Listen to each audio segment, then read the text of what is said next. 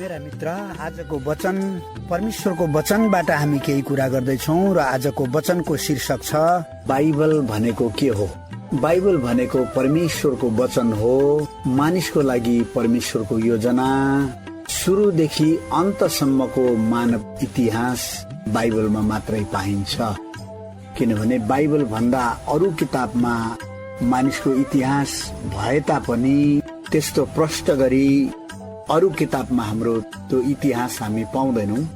बाइबलमा यस्तो इतिहास छ, हामीले बुझ्नै पर्ने कुरा छ यसभित्र। यो पृथ्वीमा अहिले जे जति छन् ती सबै कुरा चाहिँ 6 दिनमा परमेश्वरले सबै कुरा बनाउनु भयो भनेर बाइबलले मात्र भन्दछ। बाइबल भन्दा अरूमा अकाट्य प्रमाण दिएको छैन। हामी त्यो विषयमा हेर्न पाउँदैनौं। यसमा कसरी सृष्टि गरियो भन्ने सिलसिलामा हामीले कुरा गर्नु पर्दाखेरि पहिलो दिन परमेश्वरले प्रकाश बनाउनु भयो, उज्यालो बनाउनु भयो। दोस्रो दिन परमेश्वरले आकाशलाई बनाउनु भयो। तेस्रो दिन भूमि, समुद्र र वनस्पतिहरू बनाउनु भयो। चौथो दिन सूर्य, चन्द्र र ताराहरू बनाउनु भयो। पाँचौं दिन समुद्री जीव जन्तुहरू र चराहरू बनाउनु भयो। छैटौं दिन जनावरहरू र नर र नारी गरी बनाउनु भयो। यो 6 दिनमा परमेश्वरले सबै कुरा बनाउनु भयो भनेर पवित्र शास्त्र परमेश्वरको वचनमा उल्लेख भएको हामी हेर्दा पाउँछौँ। यो एकदमै रहस्यपूर्ण कुरा। यस्तो इतिहास मैले वैदिक ग्रन्थमा अध्ययन गर्दा देवी भागवतमा मानिस बनाएको कुरा, केही चाहिँ पृथ्वी बनाएको कुराहरू, केही मानिस बनाएको कुराहरू थोरै मात्र उल्लेख गरेको हामी हेर्न पाउँछौँ।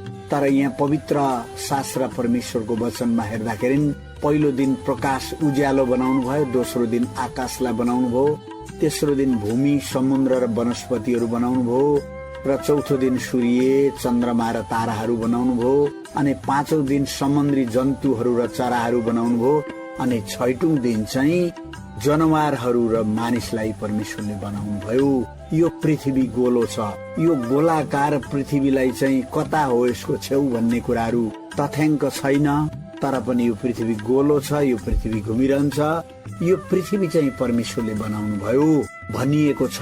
र वनस्पति त्यो पृथ्वीमा प्रशस्त गरी उमार्नु भएको छ परमेश्वरले। त्यसमा वनस्पति बनाउनु भयो, जनावर बनाउनु भयो। लास्टमा चाहिँ परमेश्वरले मानिसलाई बनाउनु भयो अनि ग्रहहरू बनाउनु भयो, 9 ग्रह बनाउनु भयो। सृष्टिको उद्देश्य, उहाँले सृष्टि गर्नको उद्देश्य चाहिँ मानवलाई एउटा सुन्दर ब्रह्माण्डमा राख्नुभयो भनेर हामी पाउँछौँ।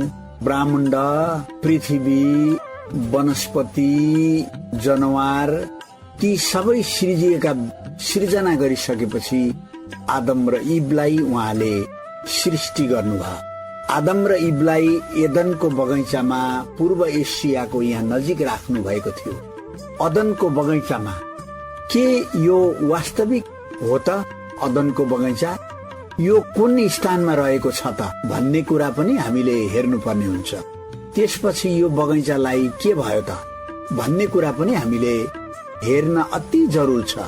यो महत्वपूर्ण समयमा मैले तपाईसँग कुरा गरिरहँदाखेरि यो जान्न जरुरी छ। के यो वास्तविकमा भन्ने कुनै प्रमाण छ त भन्ने कुरा धेरै मानिसले प्रश्न गर्ने गर्छन्।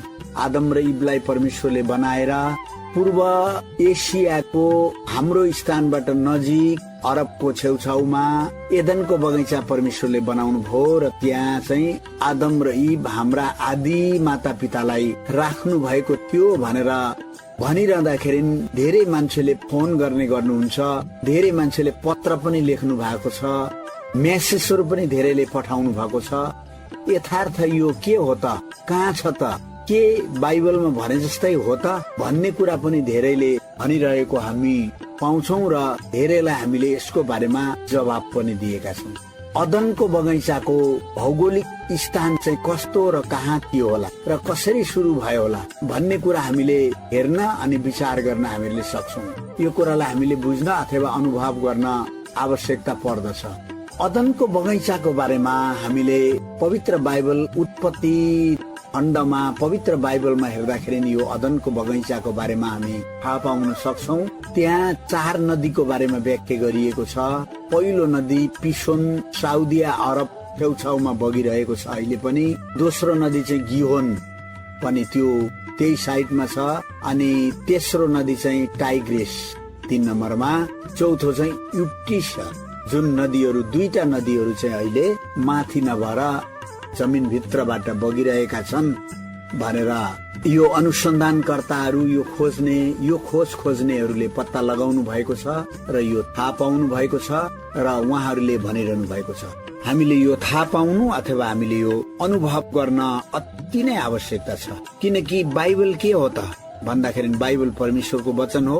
बाइबलमा मानव इतिहास र पृथ्वीको संसारको ब्रह्माण्डको इतिहास स्पष्ट गरी लेखिएको छ र बाइबल भित्र भएका कुरालाई हामीले विश्वास गर्यौं र भरोसा गर्यौं भने हामीले जीवन पाउन सक्छौं। र बाइबल के हो भन्ने सिलसिलामा मैले यो तपाईसँग कुरा गरिरहँदाखेरि तपाईले यसगरी यो बाइबलको रचना लेखाउनु हुने र यो पृथ्वीको संरचनालाई निर्माण गर्नुहुने परमेश्वरमा हामीले भरोसा गरेर उहाँको एकलौटे पुत्र ख्रीष्टमा हामीले विश्वास गर्यौं भने हामीले अवश्य पनि जीवन पाउन सक्छौं भन्ने कुरा प्रष्ट बाइबलमा दिएको हुनाले आज यो समयमा तपाईसँग मैले कुराकानी गरिरहँदा यो वचनद्वारा तपाईले प्रशस्त आशिष पाउनुभयो भन्ने कुरा म विश्वास गर्छु। आउने दिनहरूमा पनि तपाईलाई परमेश्वरले प्रशस्त आशिष दिउँ।